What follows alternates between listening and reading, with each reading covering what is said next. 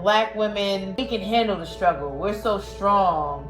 And so there is a lack of grace for the Black woman's experience. Like, my God, society is really, even our own men. And I will say that, unfortunately, that is the underlying trend. That is the underlying influence. And so that is the experience of the majority. However, this is what I think is very powerful. We as Black women, we actually have the option to opt out of that. We do not have to internalize. The reason why that's the reality now is because we've internalized it. So subconsciously, that's what you expect it to be. So when it happens, you don't bat an eye. You just go with it. Oh, okay. In your mind, you believe, okay, that's what it is. That's what the experience for a Black woman. No, it is not the experience for a Black woman. It is not. It is not. And it becomes, now we just need to be non-negotiable about it. I am not allowing that. And there's ways to live. That doesn't mean that you have to fight all the time. Yes, you're still going to go some places where you are treated differently. Unfortunately, that is the influence of racism. You know what I'm saying? But it's about being strategic and being intentional with how we live our life, how we spend our time, where we choose to be. You know what I'm saying? What are we choosing to allow? If these things don't make us feel empowered, we don't have to allow it. You don't have to allow the job. You don't have to allow the relationship. You don't have to allow the food even. Listen, I don't care what it is. And we do have a choice. And the thing is, what society cannot control is that when God's behind you, no, as they say, when God says yes, no man says no, correct? So we can tap into a power that supersedes all of this. We can opt out. We can opt out. We can opt out. We don't need it. And that movie was it was such an extreme but a wonderful depiction of how it is. Like, and as a single mom, I can relate. Now, they're not that extreme. And I'm grateful to have found a path that allows me, but I can relate. We're looking at your account. Listen, let me tell you something. When I was working at a job, my son, he needed childcare. And it's just me. I applied for CCIS. I was making, $39,000 a year. I lived in Baltimore and I worked in DC. This is before taxes. He needs childcare. I was $38 over the limit and they denied my application. I enrolled him in the childcare center. I was so happy that I found somewhere. I enrolled him in the center. I was so confident. I'm like, the money's gonna kick in. I put in the application.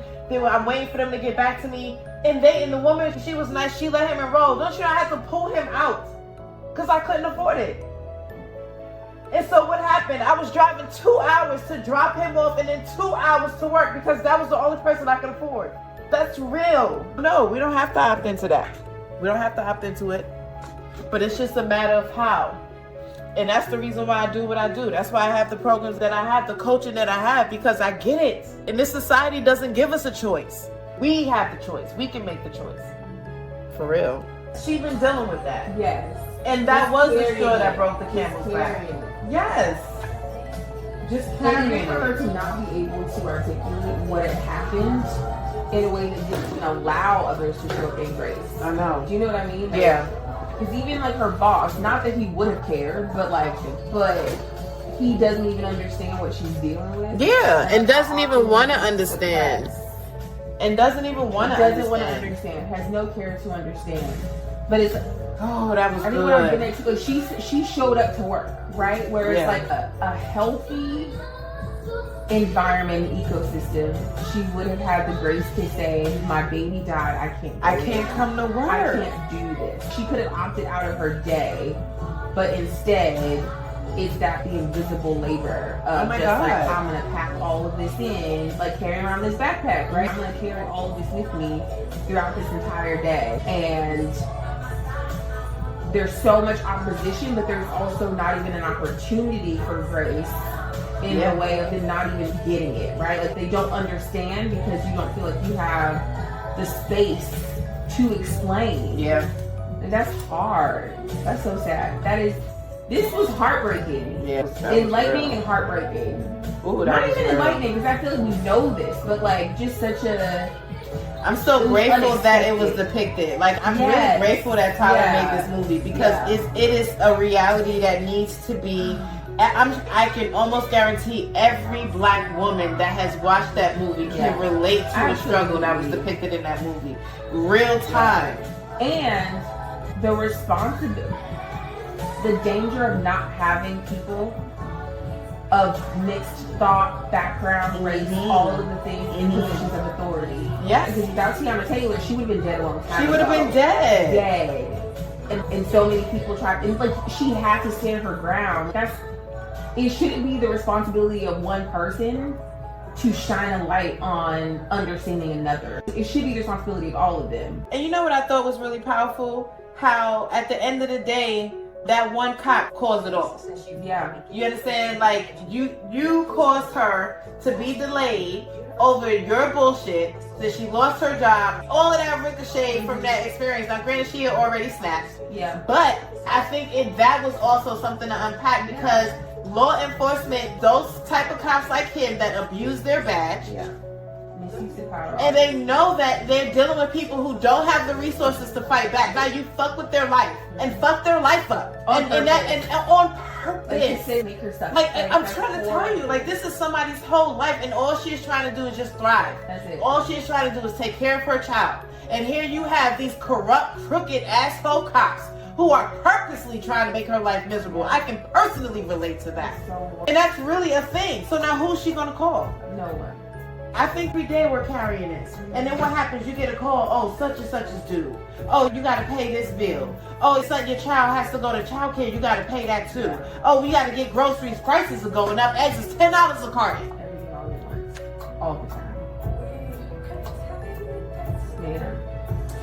I'm so grateful that Tyler made that movie. Yeah. Because I hope a lot of women watch that and can heal through. But I just feel like we need spaces to unpack, like how we unpacking right now. Yeah. That's important, because we need the opportunity to be able to see that from another option, from another perspective. Because if you don't see it from another perspective, you are Taraji. Jemiah. Janiyah. Yeah, Janiyah. You are her. Yeah. You don't have no control. At least you feel like you don't have no control. You just blowing in the wind, like a leaf blowing in the wind. Any direction. Someone in this. Oh my goodness, this was so good. Like even the bank manager, the Yes. fact that she like chose to use her position Yes. to benefit. To support. That's a big deal. And like I love the way they just like wove all of that in. Oh, And it for her was to even good. say, like, I only have a bank account here because of you. Like, Because I of didn't you. know my options. I didn't know better. Like, somebody that looks like me had to come and tell me, hey, there's better available. And like, how do we become those people and make sure that we're consistently delivering the message that better is available. That better is available. You don't have to live like that. Like it's on offer. Yeah. Yeah, that was powerful. I feel like I'm gonna watch that movie again and just really unpack it. Be advocates. Yeah, there's community. But they don't know they need to if you don't tell them. Whew. Wild. So good. So good. Yeah, kudos, Tyler. Man. Kudos. That man then went off and actually done the thing. Even like the facts that it took Tiana a minute to have to tell them, like, let's check the next county. Because how many would have just been like, I don't see no tickets for her. She's lying. It's Just like that. It's so easy. And I love that she was so Discredit insistent. them. Yeah, I wasn't lying. Yes. Let me tell you something. In March, I don't know if I told you, I got arrested by the police. Did I tell you this? No. Okay, so in March, I got arrested by New Kensington police. I'm coming home from the shop. I'm coming home from here. Okay, it's a Sunday night. It's 1 o'clock in the morning. I had just finished setting up the shop for the week. I'm on my way home. Mind my business. You understand? Now, I'm driving my other car, my Prius, because the battery was dying. I put an aftermarket remote start on the car, and it causes the battery to drain, right? So the battery had just died. I'm driving it so that the battery can charge, right?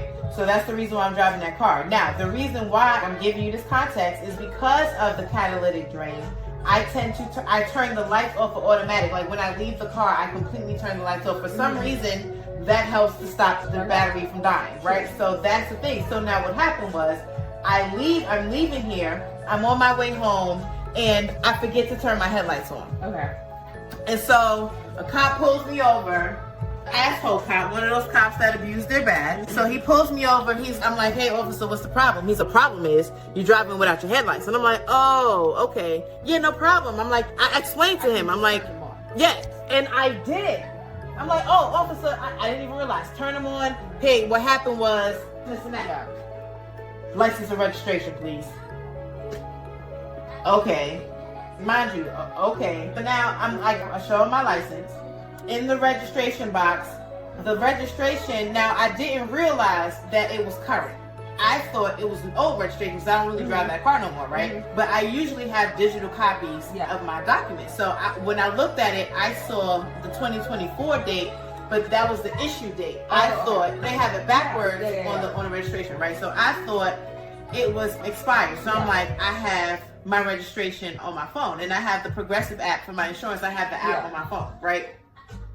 So I'm like, I have it on my phone. And so he's like, you're getting a citation tonight. If you can't show me your license and registration, you're getting a citation. And I'm like, yo, relax. I'm like, why are you treating me like a criminal? Like, I did not do anything. Like, I'm like, I didn't do anything. Like, why are you treating me like a criminal? So he's yelling in my window. I don't even like cops for real. Like, I don't like cops like that. Let me correct myself. So I already know what he's trying to do. Now, mind you, I was not disrespectful, but I don't kiss ass either. So I'm not, oh my God. I'm like, yo, relax. Like, I have my stuff. And plus, I have my stuff. So like, you don't have a reason to, I'm not breaking any laws right now. So now, I'm looking for my phone, and I have my other bag that's like a satchel, right? It doesn't have pockets. It's one big sack. And in the bag, I have a book, I have a notebook, I have a journal book, I have a lot of stuff. My wallet, which is huge. Okay, so I have a lot of stuff in the bag. So I'm digging in the bag. As he's saying this, I'm digging in the bag looking for my phone. I'm thinking to myself, oh, I must have left it at the shop because I had just finished setting this clock right here. So I'm like, oh, dang, I must have left it on. I'm thinking I left it on the water fountain because I had just finished setting the clock. So I'm like, I left my phone in my shop, right? And even before that, he's like, where are you coming from? And I'm like, I'm just coming from my shop. He's like, oh, what are you doing here at 1 o'clock in the morning? As if I'm lying already. And I'm like, no, I wasn't doing here at 1 in the morning. But if I was, that's not uncommon. It's not like I would be coming from my shop at 1 in the morning doing hair. It's not uncommon. You know what I'm saying? So I'm just like, at this point, I'm over it. So I'm looking for my stuff. He's yelling in my window, pointing his finger in my, like this. You don't have your stuff, pointing his finger in my face, bro. And so I'm like, yo, get your finger out of my face. He's like, why are you totally so? And during this time, 2 other cops pull up. They're like now surrounding my car. The other cop has a flashlight. Lights everywhere, girl. It's 1 o'clock in the morning. It's just me. Lights everywhere. Flashlight flashing through my car. And I'm like, yo, this is a lot for some headlights. This is crazy for some headlights, right? Long story short, they yanked me out of the car, slammed me to the ground. Yes, girl, slammed me to the ground. On purpose, because I was not even fighting them. Now, when they tried to reach into my car, they was like, step out of the car. And I'm like, absolutely fucking not.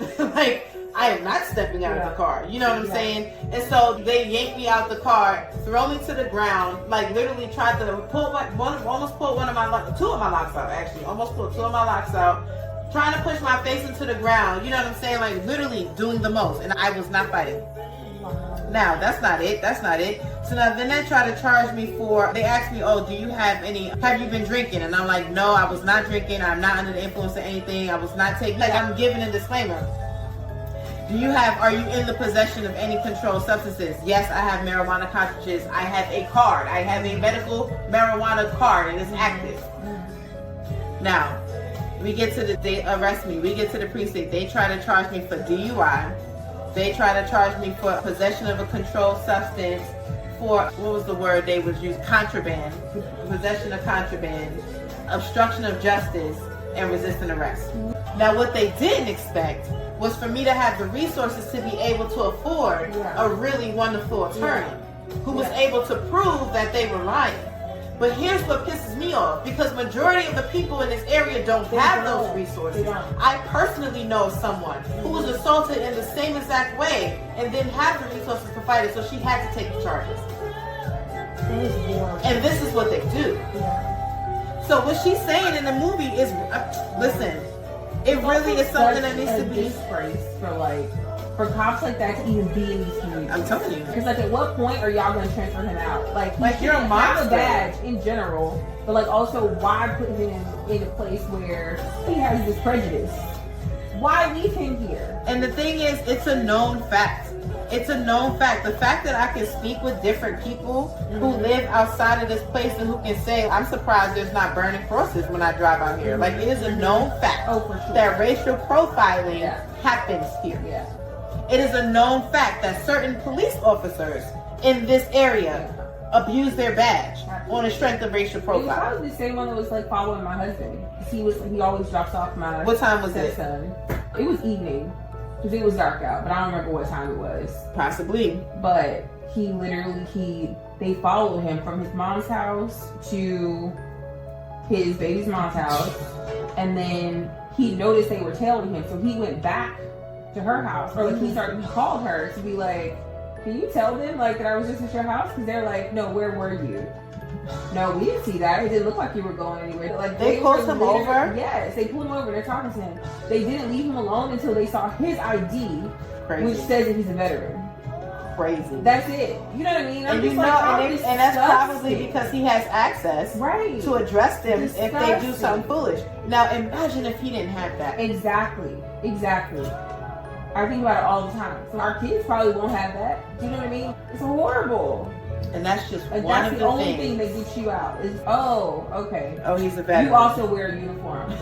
Cool. It's crazy. My bad, right? Like, it's crazy. No. Like I can literally attest, and you can just be who you are. Literally, just trying to live a peaceful life. Like the fact that wasn't more of a wellness check to be like, hey, I noticed your headlights. Is everything okay? And mind you, like that should have been like a cool. All right. I was completely sober. I'm Yeah. speaking to you coherently. You know what I'm saying? But it shouldn't even gotten that far. Oh, like, if that's you want to not tell me even that it. headlights are on, let that be it. That's not even it, girl. Let me tell you, they got on the stand and said the eyes were bloodshot, honey. My pupils were dilated. My words were slurring. I'm trying to tell you. Said I went to the station and I was wobbling. I couldn't walk straight. Girl. The lies. Lied. Under oath. That is wild. Under oath. Lied. And gratefully, the judge was like, nah, y'all full of shit. For real. Like, this is not even adding up. Both y'all saying that y'all both said two different stories. Like, none of this is adding up. Amen. Imagine. You had to deal with that. Thank you. But I'm grateful. I'm grateful because it goes to show, like, at the end of the day, listen, you can opt into untouchability. I don't care. I don't care what anybody says. I don't care what anybody says. You can put yourself in a position to be untouchable. We're done here. Yeah. We're done. We're done being the victims of society. Yeah. We're done being the afterthought of society. No, we're done with that. We're done with it. So yeah. So it's just another proof. And I'm not being arrogant because I'm not going to walk around and start making trouble. But it just goes to show the experience of so many black people in this country. 100%. If you don't know your rights and you don't know how to access, I'm telling you, people that do know your rights and can actually help you to advocate them. The retainer fee for that attorney was $1,500. That's just for for the preliminary. Do you know how long some people would have to save to come up with $1,500? That's unthinkable for some people. Now all of a sudden they got a court-assigned attorney. Exactly. Who's in cahoots with the DA? Like they don't believe They don't care. No. They're gonna convict you, and all of them is going out for lunch, 100%. for drinks after your court hearing. Trash. And that's not even my first run-in with the law. And on some foolishness. Like the one time I was stopped at a sobriety checkpoint. They asked me, have you ingested marijuana today? Yes, I did a few hours ago. Oh, now we're going to ask you to take a blood test. I was not under the influence, but it showed up in my blood, so I was charged with the DUI. That's the reason why I refused to test this time, because I'm like, I already know this shit. And I didn't have the resources for an official attorney. So yes, I got the public defender. Yeah. And he told me, he was like, what did he give me? A plea deal. So I had to admit, he was like, let me tell you. Yeah, and he was like, let me tell you what you did wrong. He was like, what you did wrong was you talked to the cops. You never admit anything. Like, you don't talk to them, don't admit nothing, because they're going to lie.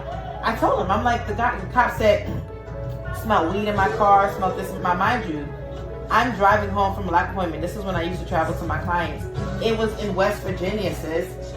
I have my son strapped in the back seat. He was an infant, a toddler at that time. So how would I have been in the car smoking around him for 2 hours? What did you say? How could you, with the windows down, it's July 4th, it's the weekend of July 4th. So how could you have smelled weed in my car? It's crazy. And what's wild is they don't realize how it really plays with people's lives. Yeah. It actually matters. It matters. And I'm really grateful that he shed some light on it, like just signing some awareness to the experience in this country, because it's a real thing. And I'm grateful though, because again, like, we have tools, we have people that's like the bank manager who know, you know what, you don't gotta do that no more. Yeah. With you. I won't with you. do this. We will do this. I thought that was really powerful too. That was actually very symbolic. Yeah, I'm gonna walk out with you. And all of the, just like the fact that whenever they said Janiyah, she responded.